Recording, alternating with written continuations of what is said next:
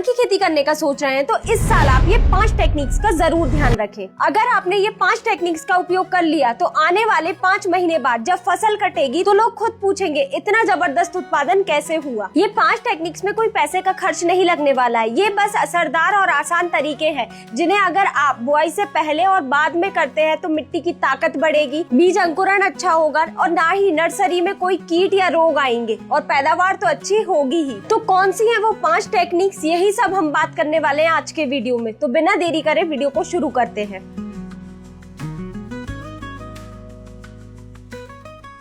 नमस्कार किसान भाइयों, आप सभी का स्वागत है कात्यायनी ऑर्गेनिक्स के यूट्यूब चैनल में। अगर आपने अभी तक चैनल को सब्सक्राइब नहीं किया है तो कर लीजिए। किसान भाइयों, धान ना सिर्फ भारत बल्कि कई देशों की मुख्य फसल है और भारत में तो इसकी सबसे ज्यादा बुआई होती है। भारत में ऐसा कोई राज्य नहीं होगा जहाँ धान की खेती ना होती हो। बात यह है किसान भाइयों, धान की खेती तो हर जगह होने लग गई है पर इसका उत्पादन दिन ब दिन घटते जा रहा है, क्योंकि किसान क्या करते हैं, धान की बुआई तो कर लेते हैं पर धान की खेती में जो मेन टेक्निक्स होती है उनका उपयोग करना बिल्कुल भूल जाते हैं। फिर चाहे वो बीज चुनाव हो, बीज अंकुरण हो या फिर खेत की तैयारी करते समय की जाने वाली मेन टेक्निक्स, इन सभी के बारे में किसान सही से नहीं जानते हैं। अब जैसे आपने अपने खेत के हिसाब से बीज तो चुन लिया, लेकिन उसकी जांच की क्या कि वो अंकुरण के योग्य है या नहीं, अच्छा अंकुरण होगा या नहीं उस बीज से, क्योंकि यही बीज फर्क डालता है 10 कुंटल और 25 कुंटल पैदावार में। आपको क्या करना है, बीज में अंकुरण की जांच करने के लिए एक देसी और एकदम आसान तरीके का उपयोग करना है। इसके लिए आप एक ड्रम लीजिए और उसमें 10 लीटर पानी डाल दीजिए और उसमें 1 किलो नमक को घोल दीजिए। अब उसमें 8 से 10 किलो धान का बीज मिला दीजिए अच्छे से और अब इसे ज्यादा से ज्यादा 25 से 30 मिनट के लिए छोड़ दीजिए। उसके बाद आप जो देखेंगे ये जो ऊपर तैर रहे बीज होंगे ये हल्के और बेकार बीज है, तो आप इन्हें हटा दीजिए और जो बीज नीचे बैठ जाए यही वो बीज है जिसमें अंकुरण अच्छा होगा। मतलब आप इस बीज की बुआई कर सकते हैं, लेकिन बुआई से पहले आप इस बीज को बाहर निकालकर अच्छे से साफ पानी से धो ले ताकि बचा हुआ नमक भी निकल जाए। यही वो छोटी सी टेक्निक है जिसका उपयोग करके आप बीज अंकुरण के बारे में पता कर सकते हैं। अब बात करें बुआई के पहले की, तो आपको ये 3-4 काम तो जरूर करना चाहिए, जैसे फर्टिलाइजर मैनेजमेंट और एक एग्रोनॉमिक प्रैक्टिस जो पौधरोपण के टाइम पे तो किसान को जरूर से करनी चाहिए और यही टेक्निक्स हर कोई किसान करना भूल जाता है। और तीसरा, खरपतवार नियंत्रण। तो इन्हीं सब के बारे में हम आगे वीडियो में चर्चा करेंगे। तो अब बात करें धान की अच्छी पैदावार की, तो सबसे जरूरी होता है मिट्टी की उर्वरकता को बढ़ाना। तो इसके लिए आपको क्या करना चाहिए, धान की बुआई से पहले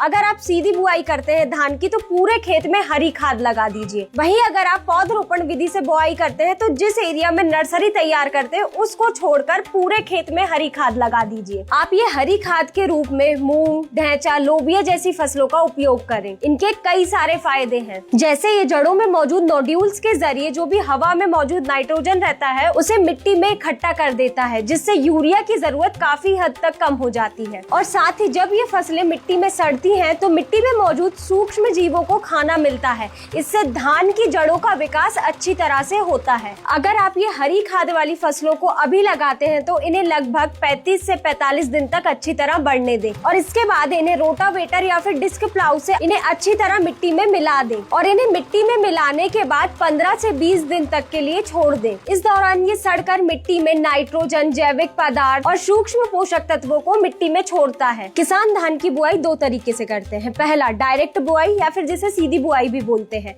और दूसरा होता है ट्रांसप्लांटिंग।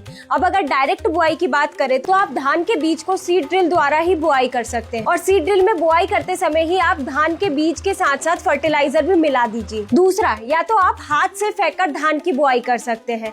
इस विधि में आपको फर्टिलाइजर मैनेजमेंट पहले ही करना पड़ता है बुआई के। और अगर आप धान की बुआई पौधरोपण विधि द्वारा करते हैं तो आपको इसके लिए भी पहले ही फर्टिलाइजर मैनेजमेंट करना पड़ता है। इन सभी विधि से बुआई करने के 1-2 दिन पहले आपको खेत में पानी को अच्छी तरह भर देना चाहिए और फिर उसमें ट्रैक्टर चलाना चाहिए, जिसे आमतौर पर पडलिंग के नाम से जाना जाता है और कई जगहों पर इसे मचाई करना भी कहते हैं। लेकिन इससे पहले आपको कुछ खाद डालना भी बहुत जरूरी होता है और पडलिंग के टाइम पे ये कुछ बातें तो आपको बिल्कुल ध्यान रखनी चाहिए, जैसे पडलिंग करने के 3 से 4 दिन पहले आपको खेत में पानी अच्छी तरह भर देना चाहिए और उसके बाद पडलिंग करते वक्त 5 से 7 सेंटीमीटर कम से कम पानी होना चाहिए, तभी आप पडलिंग करें। और पडलिंग के बाद खेत में कम से कम 2.5 सेंटीमीटर पानी मौजूद होना चाहिए और आपको 2 बार पडलिंग करनी है। और पडलिंग के दौरान 8 से 10 सेंटीमीटर गहराई जरूर रखें, जिससे मिट्टी की निचली परत कठोर हो जाती है, जिससे पानी नीचे नहीं रिसता है। इससे सिंचाई में भी 25 से 30% तक पानी की बचत होती है। पडलिंग के बाद मिट्टी में ऑक्सीजन कम हो जाता है, जिससे घास फूस या खरपतवार का विकास भी रुक जाता है। साथ ही नर्म और गीली मिट्टी में धान की जड़ें भी अच्छे से फैलती हैं, जिससे धान के पौधे में फुटाव अच्छे से होता है। और साथ ही पडलिंग करने से मृदा जनित रोग व कीट भी नष्ट हो जाते हैं। बस ये ध्यान रखें, पडलिंग के तुरंत बाद धान की बुआई या ट्रांसप्लांटिंग बिल्कुल ना करें, क्योंकि इस समय मिट्टी ढीली होती है और पौधा रुपाई के कुछ समय बाद ही गिर जाता है, क्योंकि जड़ें अच्छे से मिट्टी में पकड़ नहीं बना पाती हैं। अगर आपको धान की बुआई या ट्रांसप्लांटिंग उसी दिन करनी है तो आप पडलिंग के 3 से 4 घंटे बाद ही ट्रांसप्लांटिंग या बुआई करें। अब आगे बात करते हैं, पडलिंग के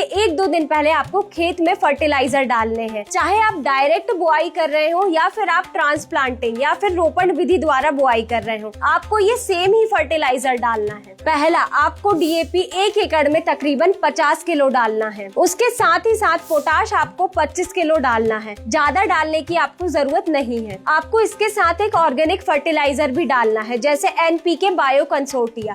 इसे डालने से फायदा ये होगा कि पौधरोपण के बाद या फिर बीज डालने के बाद जो अंकुरण होता है, उसके बाद जो पहली जड़ें आती है, उनका विकास अच्छे से होता है, तो पौधा शुरुआत से ही जमीन में अपनी जड़ों को अच्छी तरह फैला सकता है। इसीलिए आपको एनपीके बायो कंसोर्टिया का शुरू में ही उपयोग करना चाहिए। अब चौथा फर्टिलाइजर है जिंक। जिंक डालना बहुत ही जरूरी हो जाता है पौधे के लिए। जैसे कि आप देखेंगे, पौधरोपण के बाद या फिर बुआई के 2 से 3 सप्ताह बाद ही पौधे में जिंक की कमी शुरू हो जाती है और उस वजह से ही पौधे में फुटाव और बालियां अच्छे से नहीं आ पाती हैं। तो इस समय किसान भाइयों के लिए जिंक का उपयोग करना बहुत ही जरूरी हो जाता है। आप जिंक की कमी पूरी करने के लिए जिंक सल्फेट 33% का उपयोग करें। अगर ये सभी उर्वरक शुरू से ही जमीन में मौजूद होंगी तो पौधे में शुरुआती अवस्था से ही अच्छे से वृद्धि और विकास होगा। अगर आप मशीन से बुआई करते हैं, यानी अगर आप सीड ड्रिल से बुआई करते हैं, तो आपको लाइन से लाइन की दूरी 8 इंच रखनी है, वहीं गहराई 1 से 1.5 सेंटीमीटर रखनी है। और अगर आप इस सीजन में डायरेक्ट बुआई करने वाले हैं तो आप 20 जून से पहले बुआई कर दीजिए, क्योंकि फिर बारिश आ जाएगी। और अगर आप इस बारिश के समय बुआई करते हैं तो बीज का जमाव अच्छे से नहीं होगा और ना ही अंकुरण अच्छे से होगा। अगर आप धान की बुआई ट्रांसप्लांटिंग या पौधरोपण विधि द्वारा कर रहे हैं, तो मान लीजिए जैसे कि आप 10 एकड़ में बुआई करने जा रहे हैं, तो 1 एकड़ में आप नर्सरी तैयार करिए। और बात करें नर्सरी की, तो अगर आपने शॉर्ट ड्यूरेशन वैरायटी ली है तो उसकी नर्सरी 18 से 22 दिन के करीब तैयार हो जाएगी। वहीं अगर मीडियम ड्यूरेशन की वैरायटी है तो उसकी नर्सरी 25 से 30 दिन में तैयार हो जाएगी। वहीं अगर ये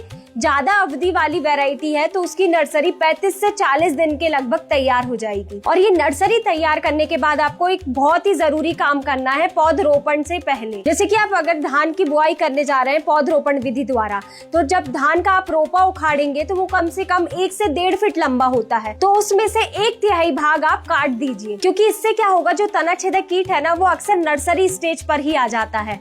इसका जो पतंगा होता है वो नर्सरी में जो मौजूद पौधे होते हैं उनके ऊपर की पत्तियों पर ही अंडे देता है। अगर आप पौधरोपण विधि के दौरान रोपे के 1/3 भाग को काट देते हैं तो आप पहले से ही कीट नियंत्रण कर सकते हैं। और इसका एक और फायदा है, ये जो रोपा अगर आप खेत में लगाते हैं तो इसमें फुटाव ज्यादा से ज्यादा होगा। अब ये रुपाई के बाद सबसे बड़ा खतरा होता है खरपतवार का, क्योंकि आपने अच्छे से खाद डाल दिया, पानी दे दिया, तो जैसे जैसे पौधे का विकास होगा तो वैसे वैसे खरपतवार का भी विकास होना शुरू हो जाता है। इसी कारण से धीरे धीरे करके पौधे का विकास रुक जाता है। इसके लिए आपको क्या करना चाहिए, जो शुरुआती अवस्था में ही खरपतवार आने वाले धान की फसल में, उनका नियंत्रण करने के लिए आपको पेंडामेथिलीन का उपयोग करना चाहिए। इसके बाद जब फसल 30 से 35 दिन की हो जाती है तब जड़ों का विकास समांतर रूप से तो होता है, लेकिन जब तक जड़ें जमीन के अंदर अच्छे से नहीं जाएंगी, उनका फुटाव अच्छे से नहीं होगा और पूरा पौधा अच्छे से मजबूत नहीं होगा। और ये सब जड़ों का विकास न होने का कारण होता है खरपतवार। और इस टाइम पे आपको कोई खरपतवार नाशक का उपयोग करने की जरूरत नहीं है, आपको लेबर द्वारा हाथ से खरपतवारों को उखड़वाना चाहिए, क्योंकि ऐसा करने से जो भी खरपतवार है वो जड़ों सहित उखड़ेंगी। तो ये थी वो मेन टेक्निक्स जो आपको धान की बुआई करने से पहले और बाद में जरूर करना चाहिए। अगर आपको ये वीडियो पसंद आई हो तो इसे लाइक जरूर करें और अपने अन्य किसान मित्रों के साथ इसे जरूर शेयर करें। धन्यवाद।